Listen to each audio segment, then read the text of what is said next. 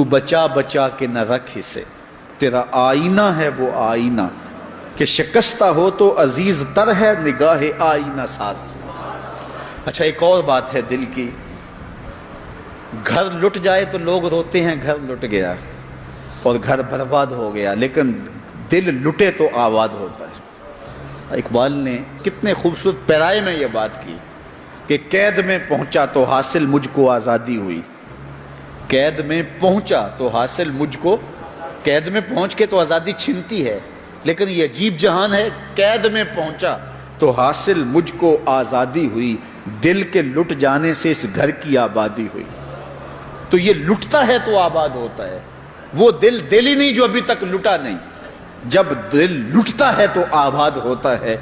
اور کتنے خوش نصیب وہ ہیں جو جن کے دل مدینے کی گلی میں لٹے ہیں۔ اللہ اکبر، تڑپ اس کے لیے سامان زندگی ہے۔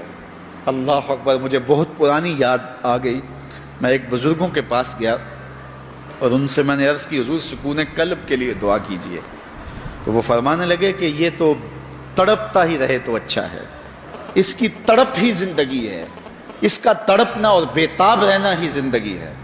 آتش کا شعر ہے اور کتنا کمال اس نے لکھا، وہ مزہ دیا تڑپ نے میری آرزو ہے یا رب، وہ مزہ دیا تڑپ نے میری آرزو ہے یا رب، میرے دونوں پہلوؤں میں دل بے قرار ہوتا۔ وہ کہتا ہے ایک پہلو میں دل ہے اور وہ تڑپتا ہے یاد محبوب میں، تو اتنا سرور آتا ہے کہ راتیں بیت جاتی ہیں۔ وہ کہتا ہے جب میرے ایک پہلو میں دل ہے تو سرور زندگی نصیب ہو گیا ہے، اگر میرے دوسرے پہلو میں بھی دل ہوتا تو پھر کیا کیفیت ہوتی۔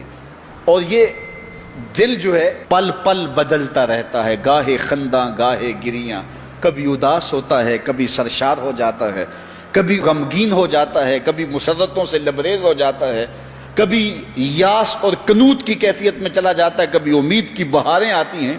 تو یہ عجیب اس کی کیفیت، یہ بدلتا رہتا ہے، تغیر پذیر ہوتا رہتا ہے۔ اور قلب بھی اس کو اس لیے کہتے ہیں کہ اس میں تقلیب ہوتی ہے، یہ بار بار بدلتا ہے، لمحہ لمحہ اس کی حالت تبدیل ہوتی ہے۔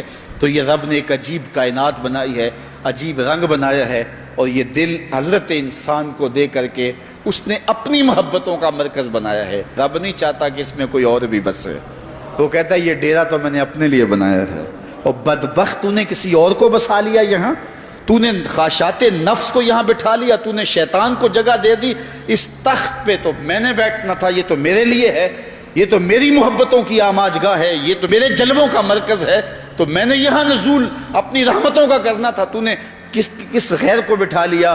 یار حجلہ عروسی کے اندر اگر کوئی غیر ہو تو پھر غیرت مند محبوب تو وہاں نہیں آتا، غیرت مند محبوب تو تب آئے گا کہ اسے نکالو میں پھر آؤں گا۔